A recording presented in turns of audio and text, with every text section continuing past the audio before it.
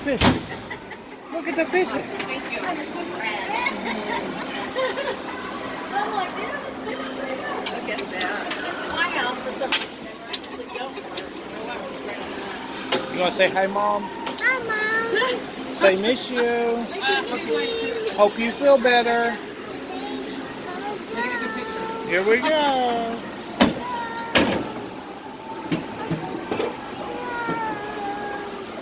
All right, guys. Welcome to the Glass Bottom Boat Adventure. My name is Doug. I'll be your captain. In the back, I have Clay. She is my co-captain, navigator, and the muscle that will move us along on this trip. Now, we are floating on 750,000 gallons of man-made salt water. Man-made because, well, yeah, notice we are in the middle of the mountains. We don't have an ocean anywhere near us. Last time I looked, Home Depot didn't have a hose quite that long. So we take Gatlinburg water, filter out all that stuff they think we need, and we put in everything that our animals need. Not only to survive, these guys are thriving. We have anywhere between 8,000 and 11,000 animals that call this lagoon home. Now, 750,000 gallons of water, that's a lot of water. Do you know we can filter all that water in 60 minutes? That's pretty cool. Now, 16 of those 8,000 to 11,000 animals I was talking about happen to be full-grown sharks. Yeah, and most of them are really cool. There's one that, well, I have trust issues with. We'll just put it like that. Now, have you guys been through the tunnels down below? Yeah. Yes, okay, good, good. So everything you were seeing down there was actually a little misleading because of the curvature of the acrylic down there. Everything was looking about 20% smaller. It don't seem like a hill of beans when you're talking about small animals, but when you talk about a shark like that one, that means it's about 2 foot difference between its actual size and what you was looking at down there. That's a big difference. Now up here, because we're looking through a flat piece of acrylic, everything will be its actual size. So a 10-foot shark is going to look like a 10-foot shark. We're standing on people's special. Yeah, that's my people fish down there. I already talked about you all. I hope you were good people fishing. You waved at us and smiled. I tell people all the time, yeah, when they learn to wave, point, smile, the advanced ones will try to take our picture. If you are in witness protection, you want to hide your face. I just give that little warning.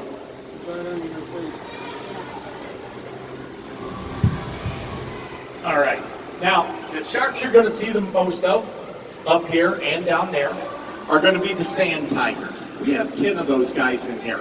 5 males and 5 females. Now, I tell everybody, up here, I don't think they look that scary. They look like a big brown fish that's going to swim under us. Down in the tunnels, they looked a lot scarier. They're the ones that had their mouth open. They were showing you guys a whole lot of teeth down there. They were looking at you like, dinner. Well, it isn't that they wanted to eat you or any of us. It's just that they have so many teeth in that mouth. It's physically impossible for them to close their mouth all the way. They have 3 to 15 rows of teeth in their mouth. Now, that's not the fact that blew me away. The one that blew me away is that they live for about 20 years. And in that time, they can lose up to 30,000 teeth. Yeah. Now, that one blew me away. I used to be an engineer. It's like I had to get my calculator out. I was breaking it down. If they lived 20 years and lost 30,000 teeth, that means they would average losing 6 to 7 teeth every day of their life. Now, that's crazy. Ah, look at that one. Did you see the nose on that one? Okay, well, and here's another sand tiger. Yeah, all right, we're getting some sharks under us now. Now, that's a male sand tiger right there. Now, notice how slow that one's going compared to the other ones we've seen.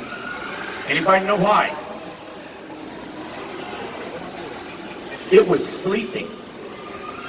Look at this one, another one. Sound asleep.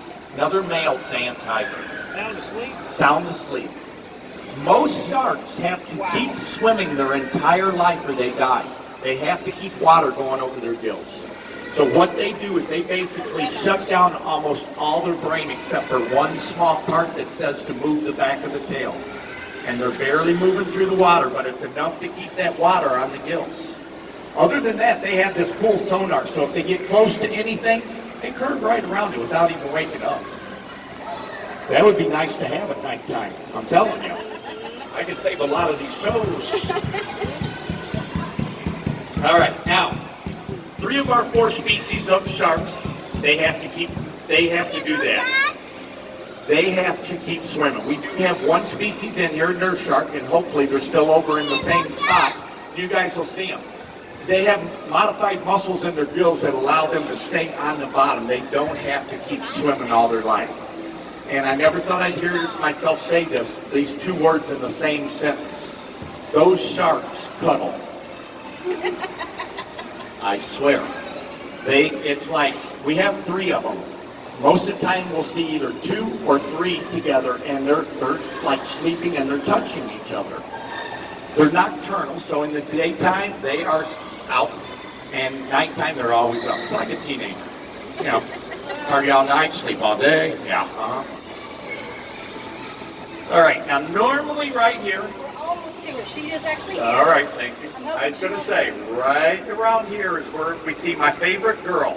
And this is our female sawfish coming up. This is going to be Lucy. Now, Lucy is the heaviest animal in this whole aquarium. I'll move over and let you guys get a nice view of it. Isn't she a beautiful animal? Oh wait, that was the mom. Yeah, that's the sawfish. The picture in the plate. Is it what? My mom took a picture of that in like the little plate. Oh, okay. Well, and that, you know what? I encourage everybody to get a very good look at these guys, because in 20 to 25 years, they could very well be extinct. Yeah. They also had a room. They, unfortunately, what makes them unique is that saw, and that's also what's making them extinct, because people would catch them, cut the nose off, and throw them back in the water. That animal either bleeds to death or it will starve because it can't find food anymore. And what do we do with that? Oh, we dry it out. We put it up on the wall like a trophy, like a deer's head or a set of antlers. Now, if they were as plentiful as that, maybe you could justify it. Unfortunately, last count we were given us about 4,000 animals left in the world. We've had more than that in the aquarium today. And the nose, it isn't worth anything. All the little barbs on it, it's not ivory, it's not even bone. It's made of the same thing as your hair and fingernails are made out of, keratin. If one breaks off, as long as there's a stub there, it's going to grow back. We are part of a species survival plan. We've been trying to get these guys to breed. We've been trying 15 years. It is a daunting task. Now, we're #1 breeder in the U.S. of stingrays. You'd think we'd have a leg up on people, but for whatever reason, man, those sawfish. So I tell everybody, it's like, say a prayer for them. I hope future generations get to see an animal like that in person. Looking at it on a computer screen, not the same thrill, you know? It's not that wow factor in them. I think they're there.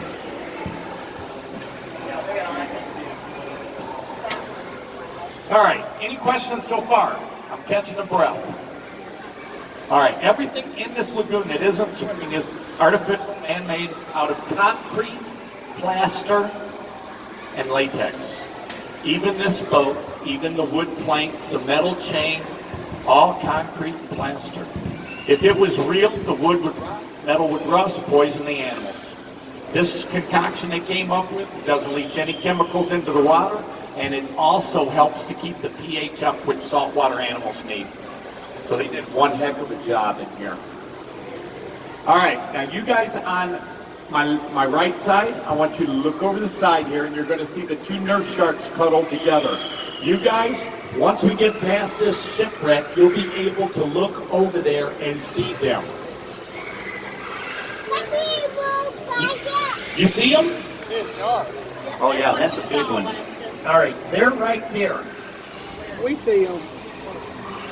Yeah. Now those guys, that's those nurse sharks I was telling you about. The most docile sharks